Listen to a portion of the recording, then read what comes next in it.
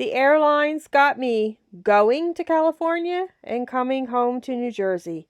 Both directions, canceled flights, long delays, just nuts. Of course, once I was there, I forgot about all the troubles. I visited with a friend I had not seen in a long time, and he took me around to some really terrific places for our breakfasts and our lunch dinners, as well as doing some sightseeing of the local area around Oakland. It was really a terrific couple of days. And here's a little photo tip for you.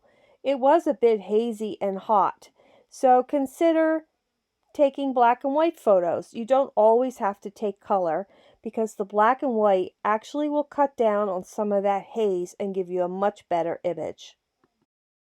Took a train ride through Niles Canyon and then also Muir Beach, Muir Overlook, and so on. It was just lovely.